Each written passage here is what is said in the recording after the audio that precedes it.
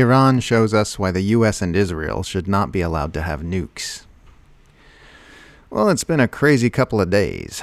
Trump bombed Iran's civilian nuclear energy facilities in an attack that CNN reports did no lasting damage, and Iran exercised extraordinary restraint with symbolic retaliatory strikes on U.S. military bases coordinated to avoid American casualties, a move many are comparing to Iran's non-lethal response to the U.S. assassination of General Qasem Soleimani in 2020.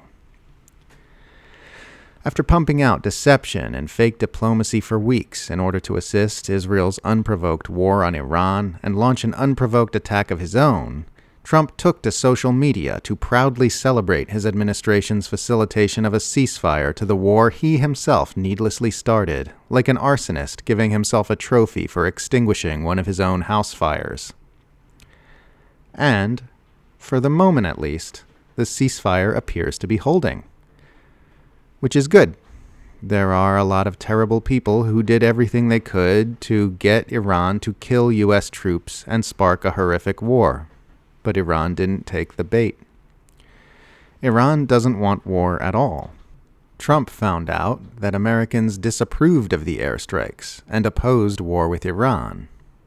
And Israel found out that fighting an actual military force is a lot less easy than fighting hospital patients and children.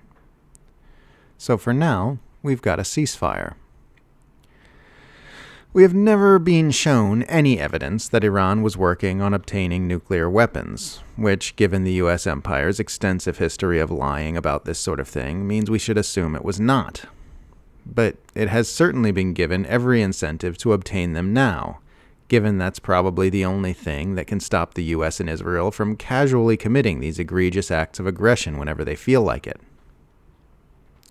And isn't it interesting how Iran keeps demonstrating a degree of restraint that we all know we'd never see from the United States or Israel if another country bombed their energy infrastructure or assassinated their military leaders?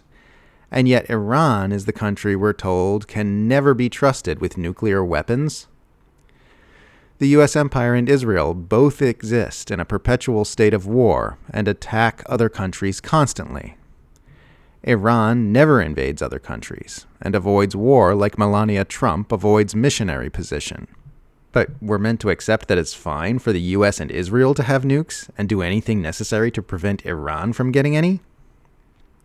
Even if you accept the evidence-free premise that Iran would do crazy and reckless things if it became a nuclear-armed state, there is no rational argument that Trump and his handlers have been going about preventing this outcome intelligently.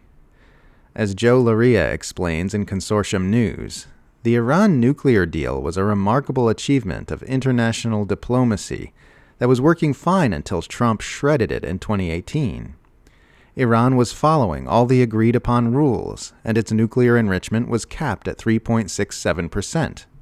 But Trump killed it because the Zionists and warmongers who brought him to power want more aggression toward Iran instead of less. It's so intensely stupid that we have to keep doing this horrifying dance every few years just because there are too many war-horny freaks with way too much power inside the U.S. empire. And every time they get closer to getting their wish, Iran is being given more and more reasons to view the U.S. and Israel as an existential threat, more and more motive to obtain nuclear weapons, and less reason to negotiate anything with Washington. These bastards keep pushing us towards something very ugly. Let's hope people keep waking up to the depravity of Israel and the U.S. empire before the war makers succeed in obtaining their long-sought prize.